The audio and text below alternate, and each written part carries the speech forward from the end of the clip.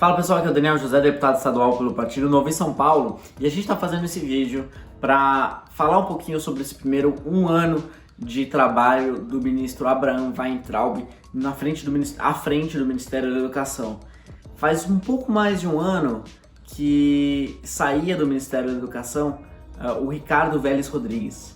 É muito maluco, porque na minha cabeça isso já aconteceu há 10 anos atrás. Tempos muito peculiares estamos vivendo na política brasileira, não é?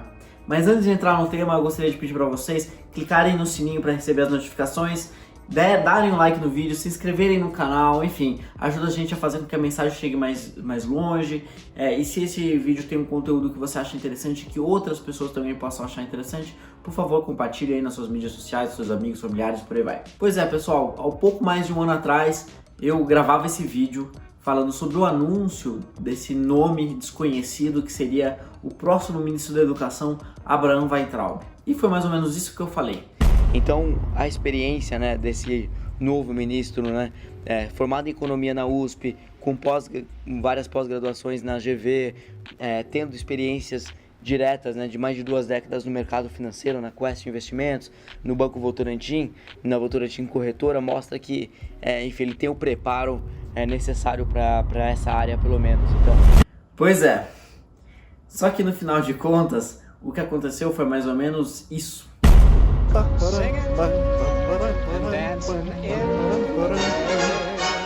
Tá chovendo fake news. Pois é, até peguei aqui o computador para falar um pouquinho sobre as coisas que foram ditas, as tantas polêmicas acumuladas nesse um ano de trabalho do Abraham Weintraub. Temos aqui as famosas balbúrdias nas universidades federais. Ele falou que as universidades federais tinham plantações extensivas de maconha e depois não conseguiu provar, a ponto de precisar de borrifador de agrotóxico. Sei lá de onde ele tirou isso. Ele realizou uma série de cortes nas bolsas da CAPES de uma forma extremamente desordenada, Então a melhoria de como se alocar os recursos da CAPES de fato deveria ser feita. A gente aloca mal os recursos da CAPES. Agora, tudo isso feito com uma comunicação terrível, sem critérios claros, sem transparência, muito ruim.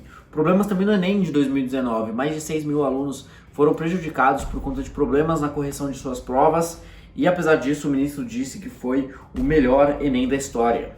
Agora, mais recentemente, com esse caso do coronavírus, o ministro se mostrou muito inflexível quando questionado se ele deveria ou não postergar a data do Enem. A gente já falou isso também num outro vídeo. O ministro da Educação incentivou os alunos a filmar os seus próprios professores em sala de aula. Teve também a demora para o encaminhamento do Futurice, que foi lançado parecia o lançamento de um produto da Apple, assim, sabe? Um fundo moderno, com vídeo, com não sei o que. Até hoje nenhum projeto de lei foi apresentado no Congresso. Isso só ficou aí no oba-oba, O ministro da Educação confundiu o autor Franz Kafka com kafta, que é uma comida árabe. Ele xingou a mãe de uma internauta, dezenas de erros de português em suas postagens e também em documentos oficiais. Tem também uma questão extremamente importante, talvez até tecnicamente seja a mais importante,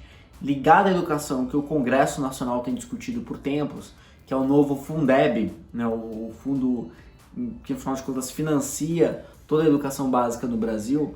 Ele vai ser renovado, mas tem um embate muito grande entre as discussões realizadas no Congresso e a equipe técnica do Ministério, e no final de contas está no limite, O Fundeb ele expira nesse ano, 2020, e a gente ainda não tem uma discussão consolidada sobre o Fundeb, isso muito por conta da pouca abertura para o diálogo que o ministro da Educação tem. Isso sem falar as outras coisas que não são necessariamente diretamente ligadas à educação, como por exemplo a fala do ministro durante a reunião do Ministério do Bolsonaro, que foi divulgada, publicada aí depois de autorização do STF, e que na fala do ministro Weintraub ele fala que o STF, o pessoal tinha que ser todos presos.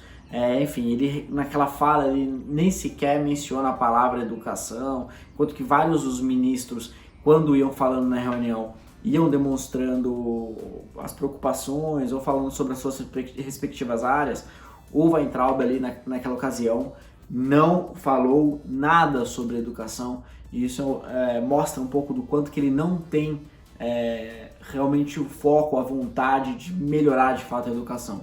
Isso além de outras polêmicas, como por exemplo a comparação da operação das fake news do STF com momentos históricos da Segunda Guerra Mundial, com manifestação de entidades judaicas condenando a declaração do ministro. Então assim, teve polêmica de sobra. Agora, e trabalho? Né? O que teve de entrega concreta que vale a pena realmente falar? Eu gostaria de começar uma lista, mas sinceramente eu não consigo ver nada. Esse é o problema. O problema é que depois de um ano ele colecionou polêmicas, mas não entregou nada, absolutamente nada de relevante. Nada de relevante. Até a criação da carteirinha de estudantil, né, digital, que era uma boa sacada, né, não foi para frente. Então é uma gestão do Ministério da Educação que nada vai para frente. Que aquelas coisas mais básicas que a gente acredita que deveriam ser implementadas não foram implementadas. Que um cuidado, né, um acompanhamento de indicadores que são os mais importantes na educação no Brasil, que é a aprendizagem dos alunos. Os alunos no Brasil estão aprendendo matemática, estão aprendendo português, estão sendo alfabetizados, né, eles tá diminuindo a evasão escolar, tá diminuindo a reprovação de alunos, sabe? Não tem nenhuma preocupação com isso, completamente descolado daquilo que ele deveria de fato entregar, né? Eu acho que qualquer pessoa que seja aberta a ouvir especialistas, que esteja afim de realmente falar assim, poxa, eu estou no Ministério da Educação, vamos tentar ver o que dá para melhorar a educação, qualquer pessoa faria um trabalho melhor do que ele está fazendo, porque a questão, né, que eu falei naquele vídeo há um ano atrás, eu ressaltei vários pontos no currículo dele que poderiam ser indícios de habilidades, enfim, de organização, né, que poderiam contribuir para que ele pudesse chegar no MEC e realizar entregas sólidas, entregas que de fato vão melhorar a vida dos milhões de alunos do Brasil afora e de todo o sistema, né, educacional, né, das escolas públicas no Brasil. E isso não aconteceu, porque ele simplesmente não está afim. Porque a ida dele para o Ministério da Educação não tem nada a ver com querer melhorar a educação. Ele é um militante cego.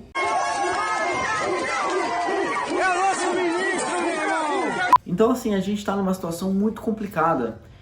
Eu nunca vi um ministro da Educação tão ruim. O Vélez Rodrigues talvez está pau a pau. A diferença é que ficou muito mais fácil de identificar que o Vélez Rodrigues era ruim e que o Abraham Weintraub tem uma força política maior por ser um militante do Bolsonaro. Mas acabou, sabe? O cara não tá entregando nada. Eu tenho certeza que vários de vocês que estão vendo esse vídeo vão falar, pô, mas o Daniel fica batendo no Bolsonaro, tal, eu gosto do Bolsonaro, tal. Cara, você que gosta do Bolsonaro, que defende, me fala o que ele tá fazendo que mostre que ele é um bom ministro. É óbvio, sabe? Mesmo quem é cego de paixão pelo Bolsonaro vai reconhecer e vai concordar comigo que o cara não tá fazendo nada pela educação. E agora, assim, com um momento de pandemia que é tão específico e um momento tão crítico, é o exato momento em que o ministro da Educação deveria trabalhar em parceria com os secretários estaduais de educação para estabelecer protocolos para as voltas às aulas, para auxiliar os estados na implementação de políticas públicas, para auxiliar os municípios na implementação de políticas públicas que diminuam o impacto negativo da impossibilidade dos alunos terem aulas presenciais. E não está fazendo nada. A gente sabe que se ele continuar até o fim do mandato do Bolsonaro, nada vai ser feito. A gente não vai ver uma evolução tão grande na educação quanto a gente poderia. E são vários os assuntos, desde a primeira infância, que quase nunca é um assunto levado na pauta como prioritário, né? A alfabetização, que corre um risco muito sério agora na pandemia, em que as crianças estão em casa e muitas delas não têm a condição de serem alfabetizadas à distância. Como é que a gente faz? Os anos iniciais, anos finais do ensino fundamental, que a gente tem que acompanhar os indicadores, buscar implementar políticas públicas que melhorem esses indicadores. Quanto que os alunos no Brasil estão aprendendo de português, matemática, de ciências, quanto que eles estão abandonando a escola, quanto que eles estão sendo reprovados. A gente está conseguindo melhorar esses números, né? O ensino médio no Brasil, que é um problema enorme. Como que o ministro da Educação está auxiliando os estados na execução de políticas públicas? Não está acompanhando os indicadores que eu acabei de falar também para o ensino médio. E as universidades federais, que consomem uma parte gigantesca dos recursos do Ministério da Educação e que tem uma série de oportunidades para modernização. Dentro da governança, a governança poderia ser melhorada, um incentivo para a busca de outras fontes de receita, um incentivo para uma gestão fiscal responsável, a mudança dos incentivos de pesquisa, quais são as regras que são estabelecidas hoje, o sistema de pontuação, como a gente pode melhorar esses sistemas para que as pesquisas sejam cada vez mais relevantes. Então não tem políticas públicas sendo pensadas para essas áreas, não tem nada sendo feito, essa é a realidade. Ele poderia estar pensando em modernizar a carreira dos professores, usando referências de outros países do mundo que têm carreiras de professores muito mais modernas. Poderia estar trabalhando em cima da orientação sobre a formação dos professores para que seja mais técnica e menos teórica. Poderia estar trabalhando para que existisse mais testes, mais exames, para que os alunos sejam mais avaliados com frequência. Tudo bem, tem a nova Prova Brasil, né, que a proposta é de que seja melhorada, que seja anual, enfim, que é um ponto interessante, mas será que isso vai ser implementado? Eu não sei, porque várias das coisas que eles falam não acontecem. O Futurice, que dentro ali do programa tem uma coisa outra boa, interessante, nunca virou nada. A carteirinha estudantil nunca foi para frente.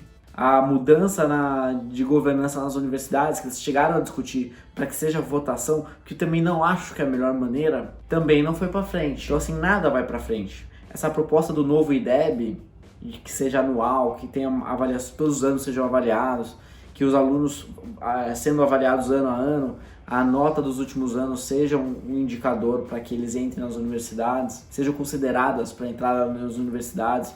Tudo isso é muito bonito. Mas cadê a execução na prática? Não está acontecendo, pelo menos os outros projetos não aconteceram. Será que esse do novo IDEB também não vai acontecer? Eu, se tivesse que chutar hoje, diria que não. Então assim, a gente está num momento muito, muito complicado. A gente tem uma pessoa que, apesar de ter uma formação técnica possivelmente até razoável, não tem os valores corretos, não tem vontade de querer melhorar a educação. Então é o cara que não deveria continuar no Ministério da Educação. Então a gente tem uma situação muito complicada no MEC. Uma pessoa que é muito ligada ao Bolsonaro, um militante, como ele mesmo fala, né? Radical, polêmico, que não tem compromisso pessoal em melhorar a educação. E no momento de pandemia, onde a presença dele e a atuação enérgica dele era muito importante. Muito importante. Quem, mais uma vez, paga a conta, quem sofre prejuízo, são os alunos brasileiros. Sobretudo aqueles que não têm condições de, à distância, buscar evoluir, aprender aquilo que deveria aprender em sala de aula. A gente está num momento muito, muito complicado e eu espero que a gente consiga virar essa página o quanto antes e que a gente consiga ter uma troca de ministros, pelo menos alguém que queira melhorar a educação nos próximos tempos. Eu não consigo imaginar que a educação vai melhorar, que as coisas vão mudar com esse ministro à frente dessa pasta tão importante para o desenvolvimento do país.